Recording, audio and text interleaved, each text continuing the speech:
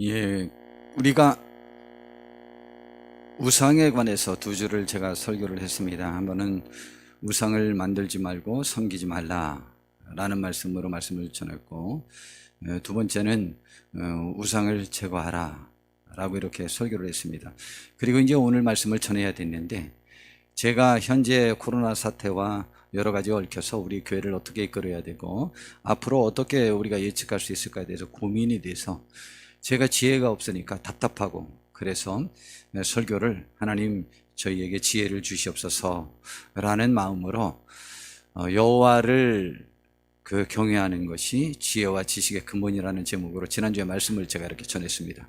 사실은 그 말씀을 준비하면서 또 전하면서 제가 사실은 무한 은혜를 받았습니다. 우리 성도님들은 저만큼은 못 받으셨을 것 같아요. 제가 무한 은혜를 받아가지고 제가 아무리 미련하고 아무 상관이 없는 거구나, 지혜와 지식의 근본은 여호와를 잘 경외하는 데 있구나 라고 생각했습니다. 그전에는 제가 그 말씀을 그렇게 읽으면서도 어떻게 생각하느냐면 여호와를 아는 것이 지혜와 지식의 근본인 것처럼 제가 알았어요. 물론 같은 내용이긴 하지만 경외는 아는 것에서부터 한 걸음 더 나아가 우리가 실천할 때의 경외가 됩니다. 왜냐하면 알면서 안 할 수도 있거든요. 그러면 하나님을 잘 예배하고 삶 속에서 하나님과 관계됨을 분명히 인식하는 삶을 살 때 그것이 지혜와 지식의 근본이니, 근본만 해결하면 다른 문제가 다 되는 것이죠. 그래서 제가 참 미련하다, 뭘 예측할 수 없다, 답답하고 힘들어하지 않고 하나님을 잘 경외만 하면 나머지는 하나님이 책임져 주시는구나 라는 것을 깨닫고 제가 굉장히 위로함을 받았습니다. 지난주에 제가 크게 자책하는 두 가지가 또 있었지만은 그 자책 중에도 제가 행복하고 감사하고 그러한 마음으로 했던 것도 그때의 그 설교가 저에게 큰 은혜가 됐고 힘이 됐고 영향력이 되어서 그렇게 했습니다. 이번 주도 점점 불확실한 시대가 지금 시기가 다가오고 있어요. 지금 3단계 되면은 아예 이제 문밖 출입을 금지시키는 것으로 이렇게 될 수도 있다는 것입니다.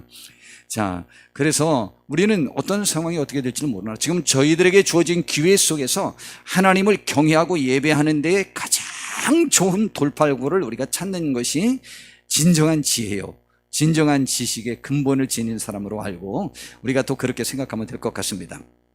오늘 말씀은요, 그래서 이제 제가 하도 답답하고 제가 미련하고 몰라서 하나님께 지혜를 구하기 위해서 그 말씀을 준비해서 제가 정말 응답을 받았어요. 준비하는 과정에도 응답을 받고 그렇게 했는데, 오늘은 이제 본래 말씀을 전하고자 하는 우상을 만드는 자들의 특질에 관해서, 신상을 만드는 사람들의 특질에 관해서 오늘 살펴보려고 하는데, 두 사람을 대상으로 해서 살펴볼 거예요. 하나는 느부갓네살 황제, 하나는 니므롯, 또 하나는 이제 로마서에 나와 있는 그 시대의 사람들의 특질을 보고 우리 이제 살펴보려고 합니다. 여러분, 그냥 결론적으로 말씀을 드리면 우상을 만드는 사람들의 특질이 있어요. 그 사람들은 이미, 저런 사람들은 우상을 만들 가능성이 있는 사람들이 있어요. 그 가능성 중에 전 세계에서 지금 각자의 마음속에 하나님을 믿든 믿지 않든 실제로 내 마음속에 하나님 이외에 다른 우상을 깊이 만들어 놓는 특질을 세계 민족 중에, 세계 국가 중에 우리나라 사람들이 가장 특질적이다, 더 앞설 수 있다라는 특질을 지니고 있습니다. 왜냐면은요, 언제 제가 오늘 유튜브를 같이 보면서 좀 생각하려고 하는데, 우리나라 사람들이요, 세계에서 제일로 뛰어난 것들이 몇 가지가 있습니다. 그 중에 하나가요, 외국 사람들이 본 관점이에요. 우리나라 사람들은요, IQ가 세계에서 제일 평균 IQ가 높습니다. 105 이상입니다. 유대인이 그렇게 높지 않습니다. 우리나라가 제일 높습니다. 두 번째요, 예쁜 것도 우리나라 사람들이 얼마나 예쁘느냐면 OECD 국가 여성들이 생각할 때 대한민국 여자들이 제일 예쁘다는 거예요. 저는 상당히 그 말에 전적으로 저는 동감합니다. 근데 제가 이제 우리 대한민국 여자들을 볼 때 이제 굉장히 부담스럽고 좀 별로 이렇게 얼굴을 보고 싶지 않은 것은요, 코가 너무 비슷해. 그래서 비슷한 여자들이 나올 때마다 별로 영 안 예뻐 보여요, 저는. 그게 참 예쁘다고 그렇게 만들었는데, 저는 하여튼 그런 여자들만 보면 거부감이 너무 많아가지고, 제가 이제 저의 특질이니까 괜찮습니다. 그게 코 예쁜 거래요. 근데 저는 안 예뻐요. 그렇긴 한데, 그래도 대한민국 여자가 제일 예쁘겠다. 네, 그런 생각 들고요. 그리고 대한민국이 또 어떤 특질이 있느냐면은 그 중국이나 일본, 미국 뭐 이런 몇몇 그 나라들을요 우습게 여기는, 그 대표적으로 일본을 가장 또 우습게 여기는, 아주 뭐 눈에 눈꼽만큼도 여기지 않는, 때만큼도 여기지 않는 그러한 민족은 우리나라밖에 없대요. 좋은 건 아니에요. 자, 예, 그런 나라는 우리나라밖에 없고, 그 미국과 전쟁에서 3일을 견딜 수 있는 나라 중에 하나가 우리나라랍니다. 예, 그런 나라가 몇 나라 없대요. 몇 나라 없는데 그 중에 우리나라. 그리고 우리나라 국방력이 세계 5위에서 6위. 뭐 이런 것들. 우리나라가 이제 그런 나라고, 문맹률이 세계에서 제일 없는 건 뭐 잘 알고 있죠. 우리나라는 약 1%밖에 안 돼요. 그러나 미국도 25%가 자국의 언어를 못 읽어요. 뭐 다른 나라들 굉장히 심한 거예요. 일본 뭐 무지무지하게 심하고요. 그 글자도 이상하고. 그리고 한글은요 수없는 언어들을 그 음성을 표현할 수 있습니다. 세계에서 1위입니다.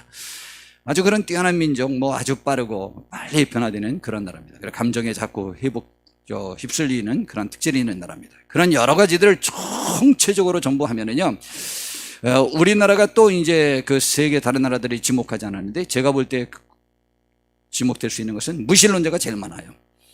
이런 모든 성향으로 볼 때 대한민국 사람들이 스스로의 우상을 만들기에 가장 적합한 사람들입니다. 그러한 측면에서 우리 접근하면서 오늘 말씀을 좀 생각해 보면 좋겠습니다. 저는 이렇게 그냥 결론을 내리고 말씀을 시작하겠습니다. 이 시대는요, 하나님과의 관계에서 사원이나 무슨 약속을 꺼려하는 시대입니다. 특별히 대한민국이 더 그렇습니다. 이 약속을 예속이라 생각하고 구속받는 것이라 생각하기 때문입니다. 그리고 본인들이 추구하는 것의 가치를 매우 중요하게 여기고 철저하게 자기 관리를 하며 계획표대로 움직입니다. 세계도 그렇지만 우리나라 사람들이 몇 값절 높을 겁니다. 사전에 약속이 없었던 일들에 대해서는 거부감을 많이 표출합니다. 세계는 그렇지 않습니다. 거기에 타협을 합니다. 그럼 우리나라 사람들은 일단 거부하고 맙니다. 바로 나에게 집중하는 시대입니다. 내가 중심이 됩니다. 내가 내 자신의 우상으로 자리 잡습니다. 그것은 비참한 것입니다. 결국 내가 나를 예속합니다. 우리는 예수님에게 나와서 급품에 안길 때만이 참 자유와 평안과 생명이 생수의 강처럼 흘러나오는 축복이 있게 된다는 사실을 우리는 믿으셔야만 합니다. 목적이 이끄는 삶에 나와 있는 내용을 제가 자주 인용을 하죠. 리고렌이라는 목사님이 지으신 것인데, 이 책이요 그냥 단순한 설교집이에요. 너무 정통적이고 그냥 목사님들이 설교하는 내용과 너무 똑같은 책이에요. 그런데요, 미국에서 그것이 일반 서적과 모두 포함해서 베스트셀러가 됐어요. 여러분, 미국을 무시하면 안 됩니다. 뭐요? 섹시 앤 시티에 있어서 그 나라는 다 그런 나라라고요? 아니요, 우리나라가 훨씬 심합니다. 자, 그런데요, 그뿐만이 아니고 미국은 어떤 나라라고요? 남자들만 모여가지고 100만 명 이상이 모여서 그들이 우리는 성결하게 살겠습니다, 거룩하게 살겠습니다, 음란하지 않게 살겠습니다 라고 하나님 앞에 서약하고 맹세하고 눈물 흘려 기도하는 100만 명 이상의 남자들만 모이는 집회가 수없이 열릴 수 있는 나라가 미국입니다. 대단하죠? 미국이라는 나라를 함부로 평가하기는 굉장히 어렵습니다. 자, 그런데 이 책이 베스트셀러가 됐어요. 거기에 이런 내용이 있습니다. 모든 사람은 무엇인가 이끌려 살고 있다, 매여서 살고 있다는 말이죠. 첫 번째, 많은 사람들이 자기 죄의식에 의해서 살고 있다. 두 번째, 많은 사람들이 원한과 분노의 쓴뿌리를 씹으며 살아간다. 이러면요 삶이 파괴됩니다. 그리고 세 번째, 많은 사람들이 두려움에 이끌려 살아갑니다. 예, 매밤마다 공포와 두려움과 불안에 살고 있어요. 그리고 많은 사람들이요 물질에 이끌려 살아갑니다. 그 다음에 다섯 번째로, 많은 사람들이 다른 사람의 인정을 받기 위해 살아갑니다. 정말 비참하고 불쌍한 사람들입니다. 대한민국이 이 부분에 세계 1위일 것이라고 저는 확신합니다. 저 개인적으로 진짜 확신합니다. 여러 통계들을 살펴볼 때 대한민국 사람이 가장 심합니다. 왜냐하면 급변하는 사회 속에서 이것이 더 심화되는 것이죠. 자살률을, 그러니까 이혼을 많이 하는 거예요. 이혼도 많고, 특별히 여자분들이 더 강합니다. 남자분들보다 훨씬 더 강합니다. 왜냐하면 대한민국 여자들이 가장 앞서고 있으니까요. 그리고 여자들이 많은 문화와 문물의 변화에 대해서 여자들이 앞장서는 남자들보다는. 그렇기 때문에 지금 많은 부분에서 가정이 파괴되고 여러 가지 어려움에 이제 휩싸일 것입니다. 사람들이 저런 것에 매여 살고 있습니다. 하나님과의 관계가 예속이라고요? 그분과 약속하는 것이 나를 예속하고 구속하는 것이라고 생각합니다. 그러나 그러는 동안에 내가 하나님을 섬기지 않으면 내가 우상을 만들어서 섬길 대상을 누구나 만들도록 되어 있습니다. 빈자리에 다른 것을 채우도록 되어 있습니다. 여러분, 지금 고기 먹고 싶은데 고기를 못 먹으면은요, 밥이라도 먹어서 배를 채워야 됩니다. 채우지 않고는 견딜 수 없는 거예요. 마찬가지로 우리 사람에게는 채워야 될 것이 있는데 그 채워야 되는 부분을 하나님으로 채우지 아니하면 그러면은 귀신의 것, 사탄의 것, 세상의 것들이 우리 속에 채워지도록 되어 있습니다. 그리고 그곳에 예속됩니다. 본인은 예속이라고 안 하지 않지만은 사람은 예속이 아니고 관계성과 그 테두리 안에서 안위함을 받고 싶은 마음 때문에 그런 것들을 보이는 가시적인 것들로 만들고 싶어하는 특질이 있는 것입니다. 그래서 오늘 이 시간 내가 추구하는 것은 무엇입니까? 우리 한번 돌이켜 생각해 보셔야 되는 것이죠. 이 시대가 추구하는 것이 무엇입니까? 이 시대라고 할 필요 없어요. 대한민국이 또 너무 길게 할 필요 없어요. 한국교회가 아니면 우리 임마누엘 교회가 라고 말할 수 있는 거죠. 물질, 자녀, 건강, 지식, 외모, 권력, 명예, 자존심, 인간관계, 여가생활, 쾌락, 쉼 등은 아닙니까? 그러한 가치를 우리는 양보할 수 없어 합니다. 하나님이 보실 때 그 상황에 관해서 뭐라고 이야기할 것 같습니까? 뭐라고 말씀하실 것 같습니까? 느부갓네살 황제를 좀 살펴보도록 하겠습니다. 느부갓네살 황제는 BC 650년에 태어나서 630년에 태어나서 562년 68세에 사망했습니다. 참 오래 살았죠. 이 사람이요, 그 세계를 지배하는 그 순들은 이집트가 세계를 처음에 지배했습니다. 그 다음에요, 아시리아가, 그 다음에 바벨로니아가, 그 다음에 페르시아가, 그 다음에 그리스라고 하는 헬라가, 그 다음에 로마가, 그 다음에 스페인, 혹은 영국, 그런 다른 나라들이 그렇게 하다가 이제 지금 미국으로 완전히 패권이 넘어가가지고 지금 한동안 계속되고 있죠. 자, 그런 상태입니다. 그때 전 세계를 지배했던 바벨로니아의 그 아시리아를 멸망시키고 대황제가 되고 120개 도를 다스리고 있는 황제가 느부갓네살 황제입니다. 그때 이스라엘 나라가 유다도 하나였습니다. 유다도. 그런 도가 120개나 있었던 곳의 황제입니다. 그런데요, 이 느부갓네살 황제가 다니엘서에 기록이 되어 있는데 큰 사건이 그에게서 점철되는 사건이 있습니다. 첫 번째 사건이요, 큰 우상과 갑자기 날아온 우상을 파괴한 손대지 아니한 돌의 꿈을 꾼 그 내용입니다. 그 우상이요, 느부갓네살이 꾼 꿈이 있는데 다니엘서 2장 1절에 보니까 느부갓네살이 다스린 지 2년째 되는 해에 느부갓네살이 꿈을 꾸고 그로 말미암아 마음이 번민하여 잠을 이루지 못했다. 근데 이제 그때 꾼 꿈의 꾼 내용이 자기가 너무 번민스러워 가지고요, 그 꿈을 해결하려고 자기 제국 내에 있는 자기가 뽑아 세워놓은 술사, 박사, 점쟁이, 지혜 있는 사람, 그런 사람들을 전부 불러서 자기 꿈을 해몽하라는 거예요. 해몽하지 않으면 너희들 전부 죽여버리겠다는 거예요. 그랬더니 그들이 말했습니다. 임금님, 그러면은 그 꿈 얘기를 하십시오. 그러면은 저희가 해몽해 드리겠습니다 라고 이렇게 말했습니다. 그랬더니 그 임금이 뭐라 말하냐면, 허튼 수작 말하라. 진짜 신이라면, 너희들이 진짜 신을 섬기고 있는 사람들이라면 내가 꾼 꿈을 내가 이야기하지 않아도 무슨 꿈을 꿨고 그 내용이 무엇이다라고 말할 수 있어야 되지, 너희들이 시간 벌려고 지금 그러는 것이 아니냐라고 하면서 오히려 책망하면서 당장 그 기한 내에 만약 그 꿈을 해몽하지 않으면 전부 죽여버리겠다는 거예요. 그래가지고 지금 다니엘을 포함해서 모두를 다 죽이려고 난리가 난 겁니다. 그때 다니엘이 그 사정 이야기를 듣고, 그거 염려하지 마십시오. 임금님에게 저를 안내하십시오. 그러면 제가 그 꿈을 해몽해 드리겠습니다. 그래서 이제 불려갔어요. 그때 다니엘이 이렇게 말을 했습니다. 다니엘이 왕 앞에 대답하여 이르되, 왕이 물으신 바 은밀한 것은 지혜자나 술객이나 박수나 점쟁이가 능히 왕께 보일 수 없을 때 오직 은밀한 것을 나타내시리는 하늘에 계신 하나님이시라. 그가 느부갓네살 왕에게 후일에 될 일을 알게 하셨나이다. 왕의 꿈 곧 왕의 침상에서 머릿속으로 받은 환상이 이러하다라고 그가 해몽했습니다. 그런데 이 사실을 듣고요, 다니엘 선지자가 먼저 가서 자기 친구 사드락과 메삭과 아벳느고가 있잖아요. 그 사람들에게 도움을 청했습니다.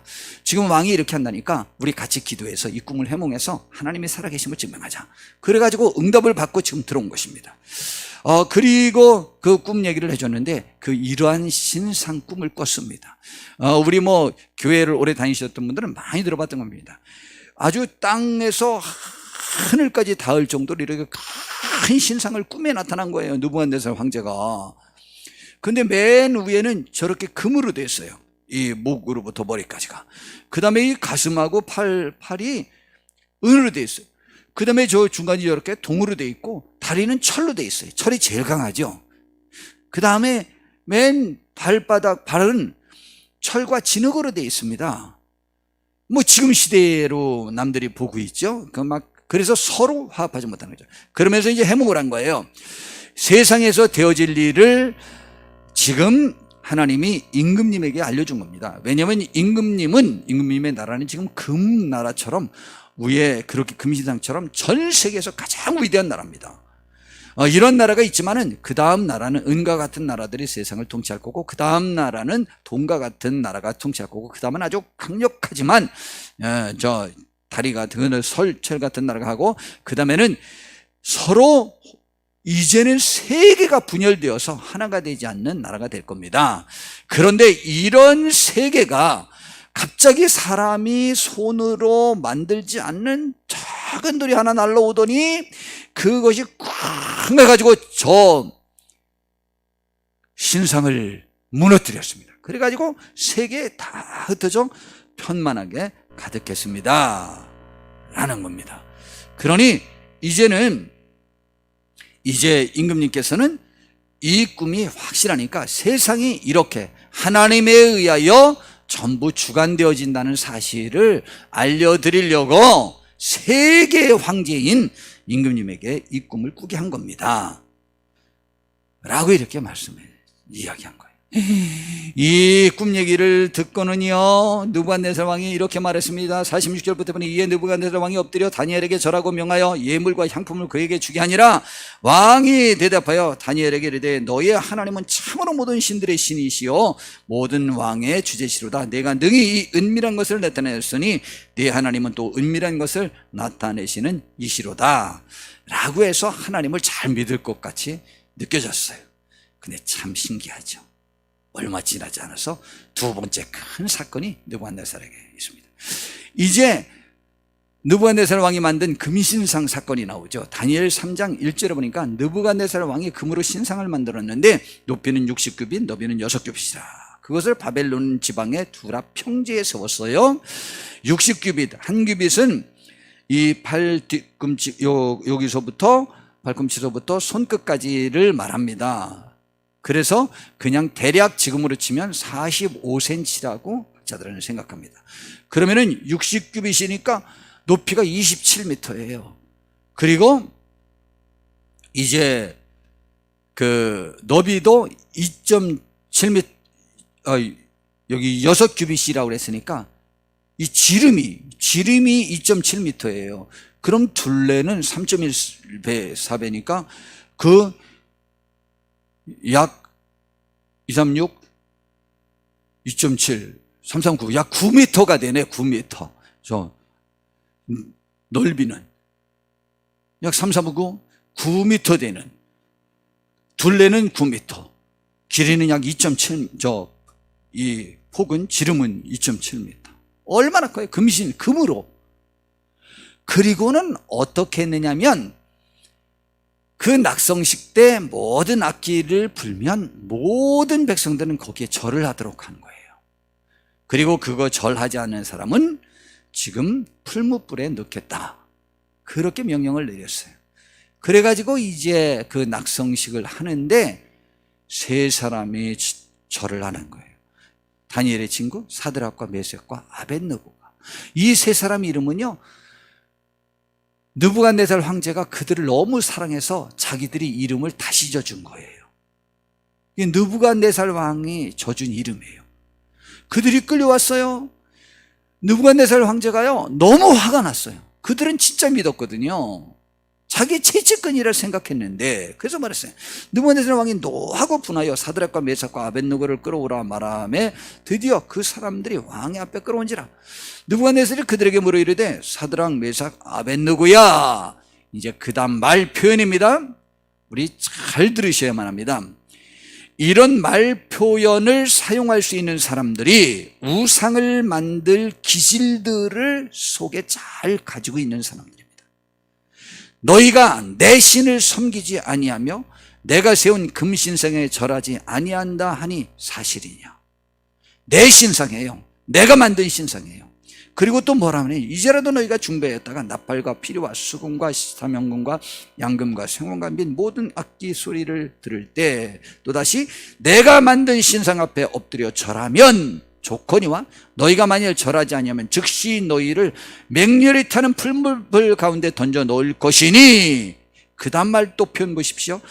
능히 너희를 내 손에서 건져낼 신이 누구이겠느냐라고 말했습니다. 이렇게 말했어야 되죠. 너희를 내 우상에게서 건져낼 신이 있겠느냐라고 해야 그 우상이 능력 있는 것이 되는 거죠. 그렇다면 여기에서는요, 지금 느부갓네살 황제는 자기가 만든 금신상과 자기를 일체화하는 거죠. 자기의 명예, 자기의 모든 것에 대한 표현이 우상이에요. 우상에게 굽신거리는 모습을 보고 자기의 존재감을 드러내고 싶은 욕심이 있는 것이 느부갓네살 황제의 내면에 있는 것이죠. 여러분, 이런 사람들은요, 반드시 보이는 우상을 만들든 보이지 않는 우상을 만들든 만들도록 되어 있습니다. 내면의 우상을 만들든. 대한민국은 내면의 우상을 만드는 천재국입니다.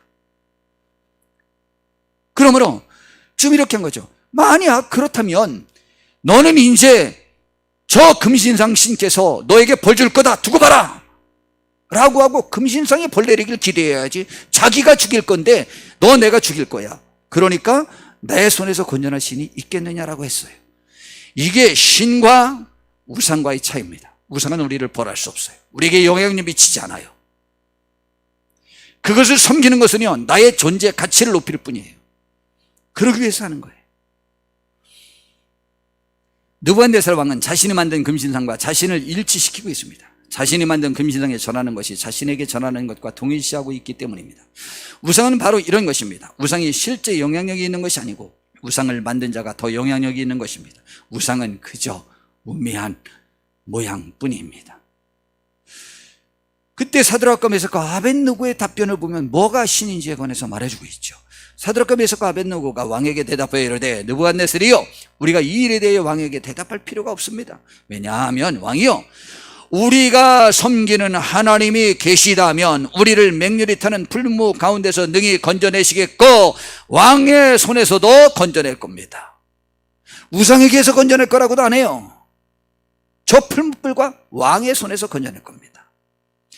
그런데 사실은 그런 일이 안 벌어진다고 할지라도 우리는 왕의 신들을 섬기지도 않고 절하지도 아니할 줄을 그냥 아옵소서, 죽이세요, 상관없습니다.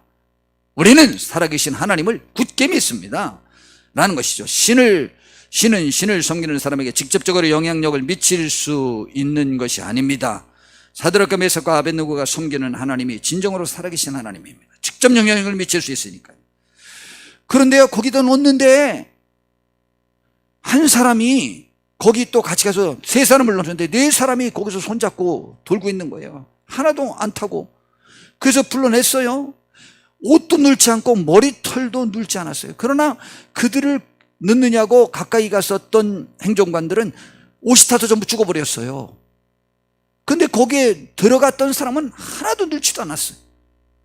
그걸 보고 느부갓네살 황제가 이렇게 또 고백을 합니다. 느부갓네살이 말하여 이르되 사드락과 메삭과 아벳느고의 하나님을 찬송할지로다. 그가 그의 천사를 보내서 자기를 의뢰하고 그들의 몸을 바쳐 왕의 명령을 거역하고 그 하나님밖에는 다른 신을 섬기지 아니하며 그에게 절하지 아니한 종들을 구원하셨도다.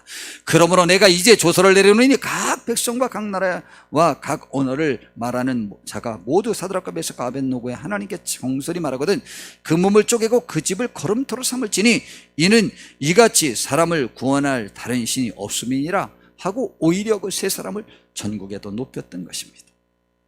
세 번째 사건이 있어요. 세 번째 사건은 하늘에 닿는 큰 나무의 꿈입니다. 그런데 놀라운 사실을 지금 또 먼저 말씀드리고자 하는 것은 지금 보이는 큰 금신상을 느부갓네살 황제가 만들었어요. 그런데 그때 하나님께서 그것을 떠받들고 섬겼던 그 일로 인해서 큰 징계를 내리지 않습니다. 그런데 놀라운 사실은 지금 전개되는 내면의 교만의 문제로는 그를 징계합니다.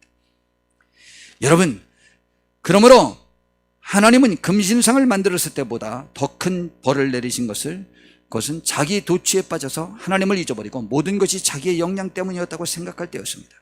그렇지만 느부갓네살 왕은 금신상을 만들었을 때도 이미 자아 도취에 빠진 것이 분명히 그의 내면에 있었는데 지금 더 확실하게 표출된 것입니다.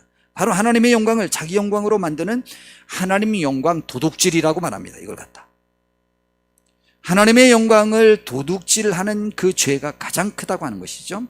하나님의 영광을 도둑질해가는 그것이 무엇인지에 관해서 지금 살펴보도록 하겠습니다.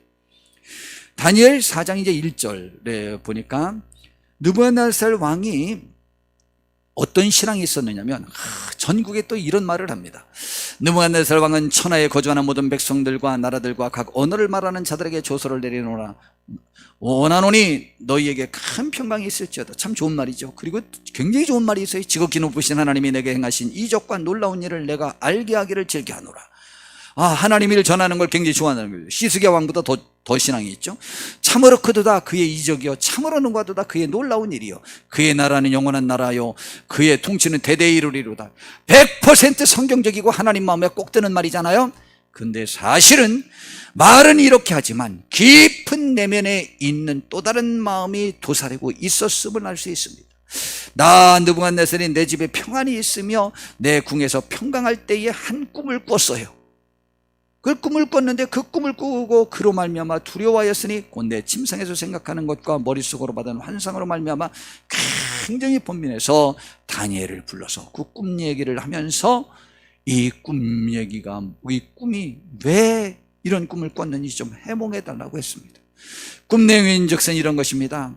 한 나무가 갑자기 자라더니요 하늘에 달 만큼 자라고 그냥 그 전 세계로 다 뻗었어요. 그 가지가. 그리고 잎사귀도 많고 과일도 많이 열리고 그냥 그 가지들에 수많은 새들이 와서 둥지를 들고 거기서 살면서 그리고 그 그늘 아래 짐승들이 와서 쉬고 그러는 것이 되었어요. 그런데 하늘에서 웬 소리가 들렸어요. 한 순찰자가 와서 말을 하는데 이렇게 말했습니다.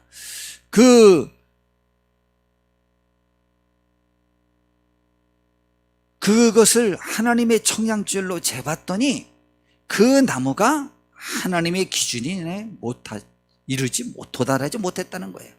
그래서 그 나무를 잘라버려라. 그리고 그루터기는 남겨뒀다가 7년 후에 다시 새싹이 돋게 하라. 라는 그러한 꿈을 꿨다는 거예요. 그래서 그러한 꿈을 꿔가지고요.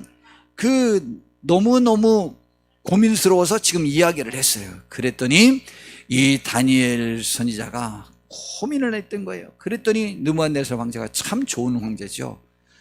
너는 내 꿈 가지고 번민하지 말아라. 좋은 내용이었든 나쁜 내용이었든 그대로 해몽해 주기를 바란다. 그랬더니 다니엘 선지자가 말했어요. 임금님, 이 꿈은 임금님의 원수에게나 제가 해몽해 드리고 싶습니다. 해몽해 주고 싶습니다. 라고 하면서 안타까운 마음으로 그 꿈 얘기를 얘기하는 거예요. 그러면서 그 나무는 지금 전 세계를 먹여 살리고 가장 영향력 있고 훌륭한 임금님을 말합니다. 그런데 하나님의 기준에 임금님이 도달하지 못해서 하나님이 벌을 내리겠다는 말입니다. 그리고 그 그러나 그 뿌리의 그루터기를 땅에서 남겨두고 새와 노줄로 동이고 그것을 들뜰 가운데 두어라. 그것이 하늘 이슬에 젖고 땅의 풀 가운데서 짐승과 더불어 제 몫을 얻으리라 라고 했으니, 또 마음이 변하여 사람의 마음 같지 아니하고 짐승의 마음을 받아 7대를 지낼 것인데, 그 다음에 그것을 이제 깨닫고 나면 하나님께서 다시 하나님이 천하만국을 다스리는 것을 깨닫고 나면 이제 그제서 그 나라를 견고하게 다시 또 주실 것입니다 라고 말했습니다. 그런데 이제 27절부터 보니까 이렇게 말합니다. 그런데 임금님, 이 화를 받지 않을, 이 벌을 받지 않을 방법이 하나 있긴 있습니다. 곧 공의를 행하고, 공의는 뭐냐면 공공의 유익을 추구하란 말이죠. 자기의 명예, 자기 유익을 추구하지 말고, 그렇게 함으로 죄를 사하고 또 가난한 자를 불쌍히 좀 여겨달라는 거예요. 그래서 제약을 사. 굳이 말하면 황제들은요, 가난한 사람들을 돌보지 않아도 돼요.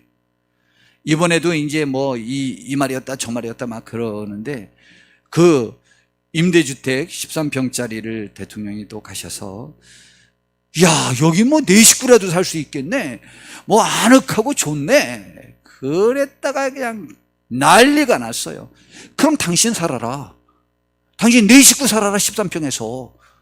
그리고 임대 아파트도 충분하지 않냐, 그럼 우리는 사유재산 갖지 말고 너희들만 가지라는 얘기냐, 우리도 우리 재산 좀 갖고 싶다, 막 이런 난리가 났잖아요.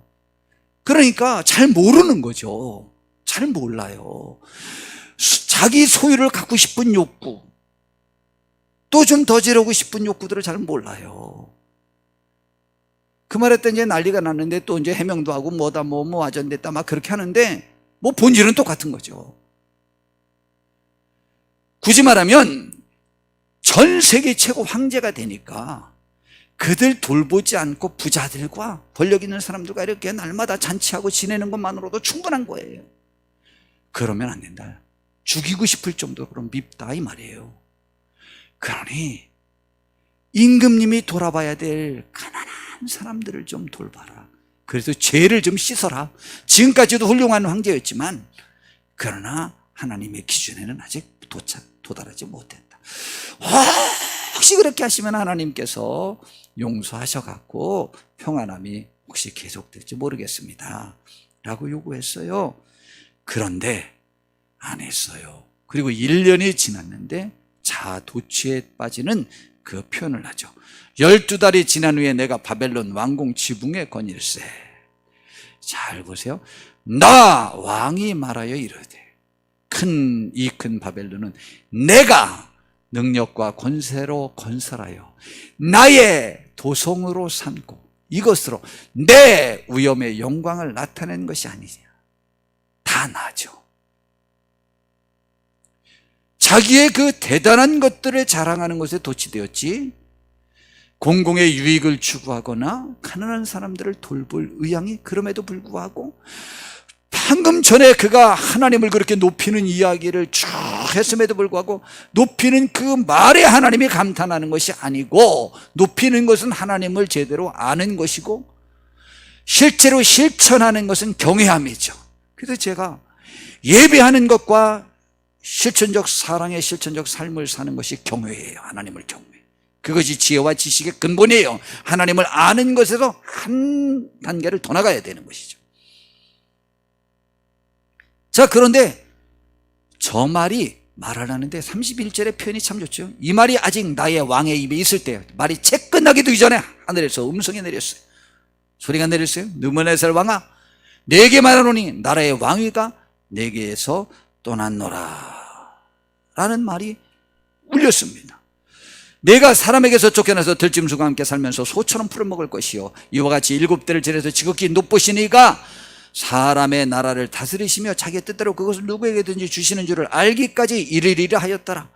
이제는요, 그래서 그가 그 즉시로 쫓겨났습니다. 쫓겨나가지고 쫓겨나서 소처럼 풀을 먹으며 몸이 하늘 이슬에 젖고 머리털이 독수리 털과 같이 자랐고 손톱은 새 발톱과 같이 되었다. 이게 어떻게 된 거냐면 정신질환에 걸려버린 거예요. 그래서요, 궁 안에 있으면, 집 안에 있으면 못 견디는 거예요. 막 미쳐버린 지경이 되는 거예요. 그래서 신하들이 밖에 좀 내놨더니 밖에 나가니까 그냥 으르렁거리지 않고 견디는 거예요.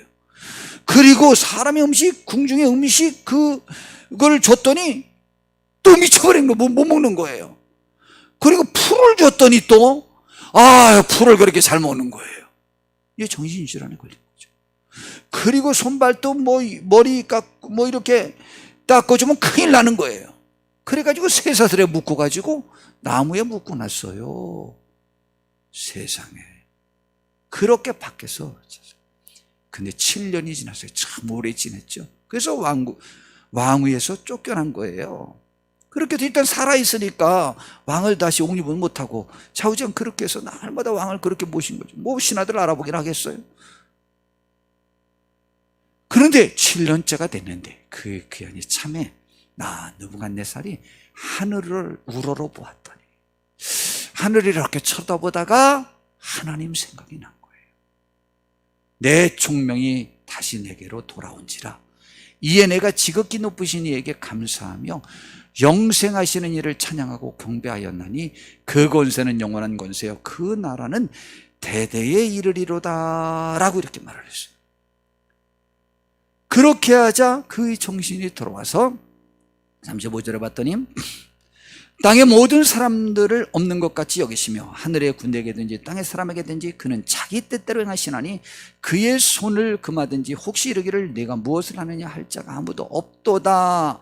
그때 내 총명이 내게로 돌아왔고 또 내 나라의 영광에 대하여도 내 우영과 광명이 내게로 돌아왔고 또 나의 모사들과 관원들이 내게 찾아오니 내가 내 나라에서 다시 세움을 받고 또 지극한 위세가 내가 더하였느니라. 그전보다 더했다는 거예요. 그러므로 지금 나 느부갓네살은 하늘의 왕을 찬양하고 칭송하며 경배하노니 그의 일이 다 진실하고 그의 행하심이 의로우심으로 교만하게 행하는 자를 그가 능히 낮추신다라는 것이죠. 거만은 완고함은 굉장한 고집은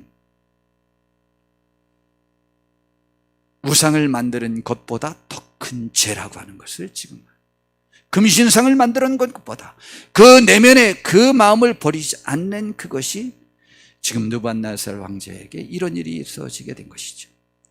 내면의 우상이, 나 자신에 대한 우상이, 내 것을 양보할 수 없는 우상이, 그것이 나는 하나님 앞에서 더 큰 우상 숭배자가 되는 것이죠. 그래서 잠언 16장 18절에 교만은 패망의 선봉이요 교만한 마음은 넘어짐의 앞잡이가 된다고 말했고, 고린도전서 10장 12절에는 그런즉 선줄로 생각하는 자는 반드시 넘어지고 교회와 단체를 파괴하는 사람이 됩니다.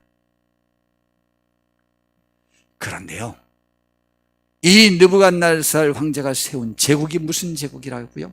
바벨로니아 혹은 바빌론 그러죠? 근데 바벨 우리 들어봤죠?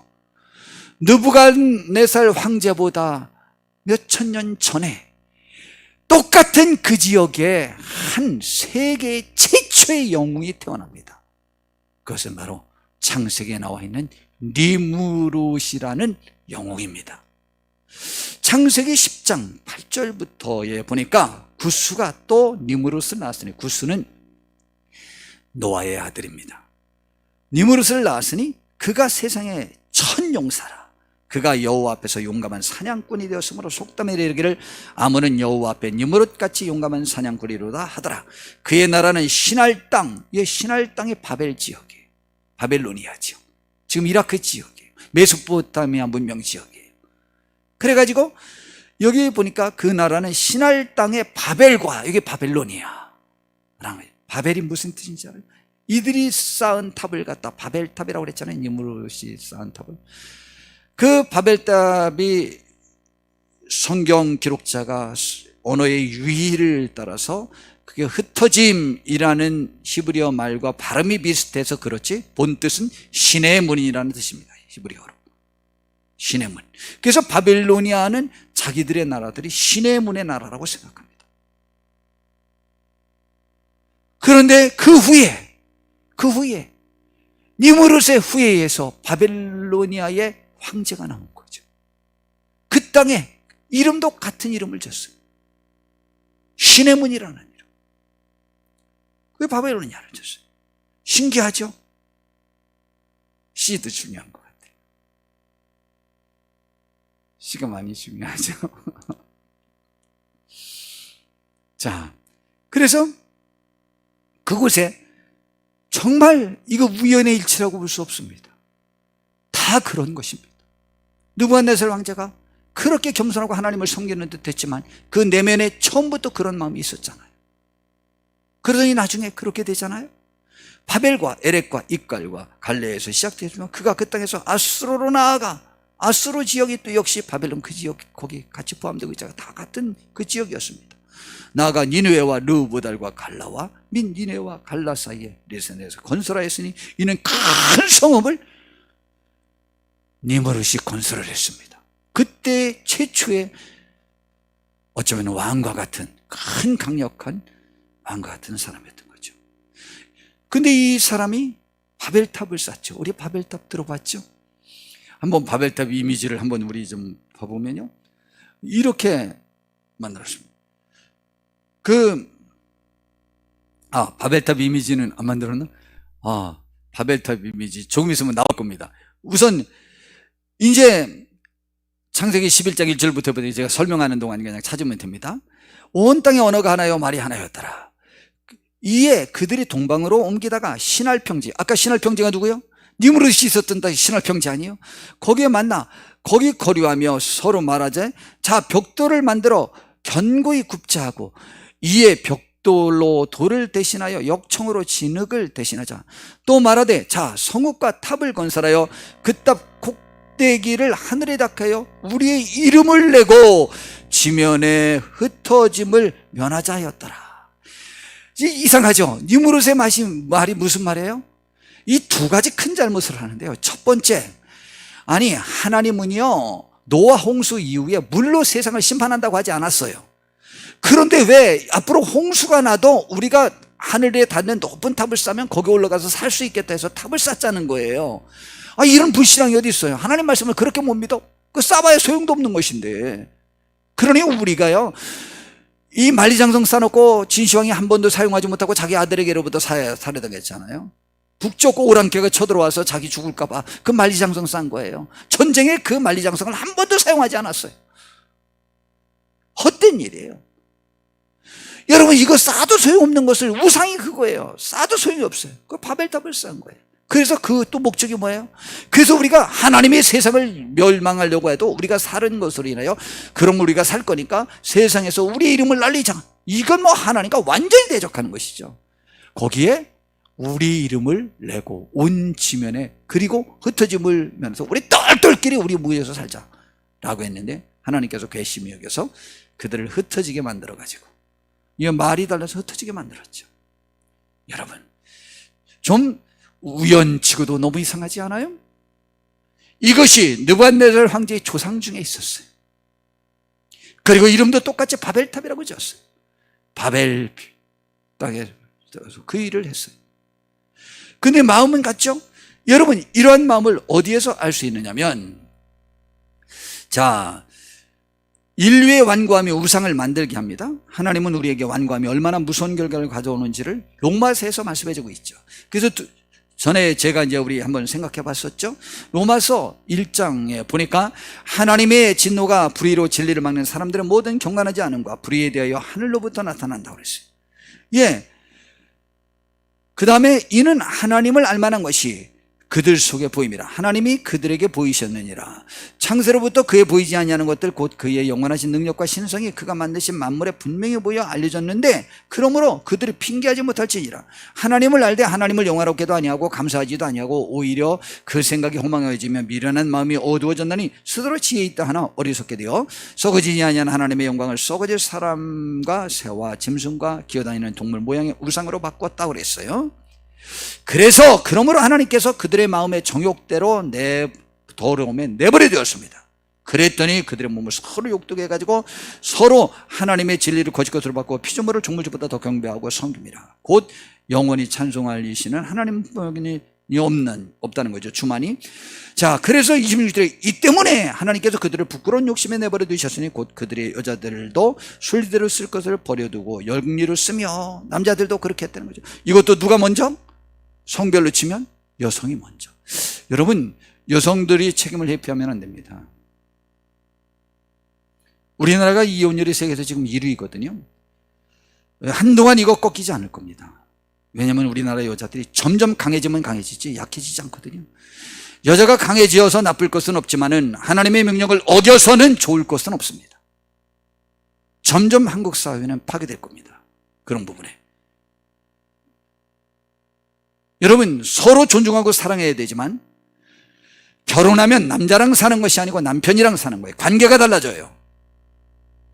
남자에게는 순종할 필요는 없지만 남편에게는 순종해야만 합니다. 우리는 그 관계성을 묵과하면 안 됩니다. 하나님의 명령입니다. 여러분, 사람도 마찬가지입니다. 우리 TV에 나와서 엄마들이 그러죠. 아유, 저는요 서울대학교 들어가고 하버드 대학 들어가고 그랬대요. 우리 자식에게 공부해보라고 한마디도 안 했어요. 전 TV에 나와서 그런 엄마들. 왜 다른 엄마들은 그러는지 모르겠어요. 저는요 우리 자식 너무 공부하느냐고 몸이 약해질까봐 이제 그만 쉬어라 그 얘기만 했지 공부하는 잔소리 하나도 안 했는데 왜들 해가지고 애들을 그렇게 망치는지 모르겠다고 또 아주 자기가 자녀를 잘 키운 것처럼 얘기해요. 잘 키웠다고요? 아니요. 저는 확신하건대 씨가 좋아서 그래요. 그 아버지가요 IQ가 잘 모르지만 150 전후일 거예요. 그리고요 성품이요 너무너무 착하고 의지적이고 절제할 수 있는 힘까지 적이고 절대 과잉 행동을 하는 아빠가 아니었을 거예요. 그런 아빠 시에 좋은 엄마 만나서 그 자식 낳아서 방법과 집안과 모든 자격 조건을 갖춘 상태에서 그렇게 된 거예요. 그런데요 80%는 그렇지 못해요. 그건 20%가 그런다는 게 아니에요. 80%는 그와 또 정반대예요. 자식이 자식 같지도 않은 자식들이 얼마나 많은지 몰라요. 그러면 부모들이 무슨 말, 이 새끼야 네 맘대로 한번 해봐라고 하고 싶은 마음이 너무 많아요. 포기하게 됩니다. 포기하면 안 됩니다. 포기하지 마십시오. 자식은 포기하면 안 됩니다. 그런데요 포기하고 싶은 사람이 있어요. 그게 부모 잘못이라고요? 물론 그럴 수 있죠. 씨가 그러니까. 선천적인 경우가 가장 많아요. 제가 무슨 말씀 드리고 있냐면 너무 속썩이면 포기하고 싶을 때가 있다고요. 하나님 앞에 너무 고집을 부리면 그래 마음대로 해라. 그렇게 되면 저렇게 음란해지는 거예요. 또한 28절부터 또한 그들이 마음에 하나님 두기를 싫어하며 자꾸 그러니까 하나님께서 그들을 그 상실한 마음대로 다 마음에 상처받은 그 마음대로 그대로 그냥 둬버려졌어요. 그래서 합당하지 못한 일을 막 하게 합니다. 그리고 아주 악한 일들을 많이 행하는데 더 악한 일이 뭔지 알아요? 32절에 보니까 그같이 그들이 이 같은 일을 행하는 자는 사형에 해당한다고 하나님께서 정하심을 알고도 자기들만 행할 뿐 아니라 또한 그런 일을 행하는 자들을 옳다고 해요. 그래야 끼리끼리 놀 수 있으니까. 악한 일을 하는 사람들은요 그 악한 것이 왜 악하냐고 말해요. 그러면서 편들어줘요. 그리고 교회 가르침을 멸시하고 조롱합니다. 여러분 오늘 성경 본문에는 안 넣었는데 사무엘상 15장 22절에서 24절에 보니까 사무엘 선지자가 하나님의 명령을 받고 사울왕을 야단친 내용이 나옵니다. 사울은 왕이 되자마자 자기가 제사를 드려가지고 제사장권에 도전해서 하나님의 명령을 어겼고요. 그 다음에 그것 다시 한번 기회를 주느냐고 아말렉을 침공해서 아말렉을 진멸하라고 했어요. 짐승도 전혀 살리지 말고 사람 남자도 전부 살리지 말고 죽이라고 했어요. 근데 아과강을 살려왔고요. 그리고 좋은 그 양떼들 소떼들을 그것을 살려왔어요. 욕심이 되고 백성들이 그걸 요구하니까. 그랬더니 이걸 왜 살려왔냐 그랬더니 당신이 하나님께 제사하려고 살려왔대. 그러자 하나님이 사무엘 선지자를 통해서 귀한 말씀을 주셨죠.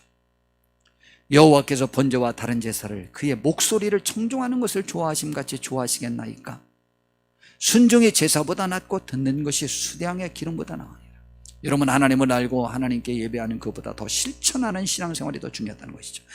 이는 거역하는 것은 점치는 죄와 같고 완고한 것은 사신 우상에게 절하는 죄와 같음이라. 우상에게 절하는 것과 같다. 그런데 느부갓네살 황제나 다른 것들을 보니까 그거보다 더 심한 거죠. 우상 숭배했다고 이렇게 사울왕을 저주한 것처럼 저주합니까? 안 했잖아요. 왕이 여호와의 말씀을 버렸으므로 여호와께서도 왕을 버려 왕이 되지 못하게 하셨나이다 하니 사울이 사무엘에게 이르되 내가 범죄하였나이다. 내가 여호와의 명령과 당신의 말씀을 어긴 것은 내 백성을 두려워하여 그들의 말을 청종하였음이니라. 여러분, 우리는요, 나와 관계된 사람들의 가치가 하나님보다 몇 값절 지금 높아지고 있습니다. 그들의 관계를 조금이라도 평하는 것조차도 싫어합니다. 내 가족의 여기 조금이라도 하는 걸 싫어합니다. 다 싫겠죠? 그러나 교회 이야기는 얼마든지 말합니다. 충분히 험담합니다. 전혀 꺼리낌 없이 합니다. 우리는 우리들의 마음속에 우상 때문입니다. 하나님은 우상을 정말 싫어하십니다. 십계명에 준 첫 번째 저주의 말이 우상입니다. 저주의 말은 우상입니다. 여러분, 우리는 우리의 내면의 우상을 없애야만 합니다. 지금 사울왕이 언제 우상을 만들었습니까? 근데 그것과 같다고 했지만 사실은 더 심하게 더 심하게 벌을 준 거죠. 느부갓네살 황제가 금신상 만들었다고 벌 줬습니까? 안 줬습니다. 그러나 그 다음에 나에 도취되어 있을 때 하나님께서 그를 징벌하셨습니다.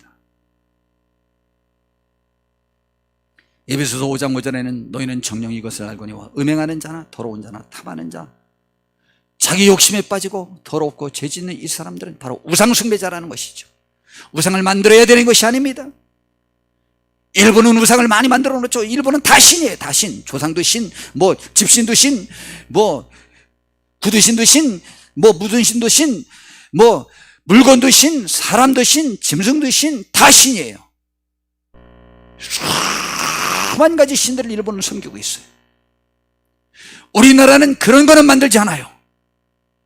내면의 우상은 대한민국이 훨씬 심합니다. 앞으로 한동안은 더 심해질 거예요. 우리는 우리 내면에 있는 우상을 제거해야만 합니다.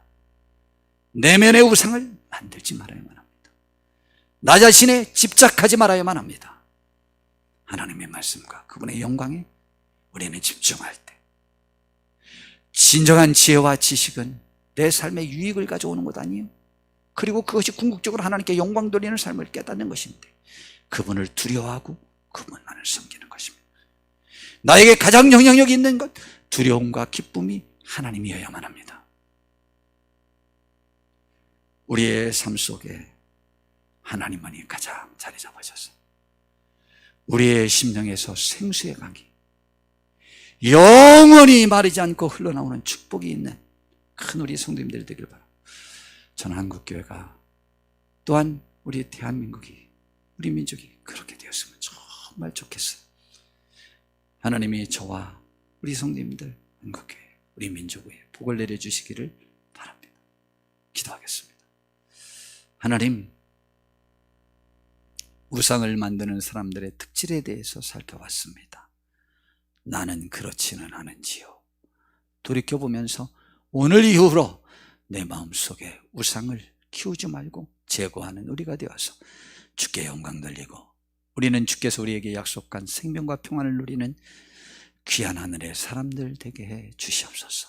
그 축복을 주기 위하여 하나님이 우리를 부르셨사오니 그 부름에 화답하며 주님을 잘 경외하고 섬기는 그런 지혜와 지식의 근본을 깨닫고 우리가 승리의 귀한 축복의 장으로 나갈 수 있는 우리 모두가 되게 하옵소서. 예수님의 이름으로 기도드렸습니다. 아멘. 자, 이제 교회 소식을 전하면서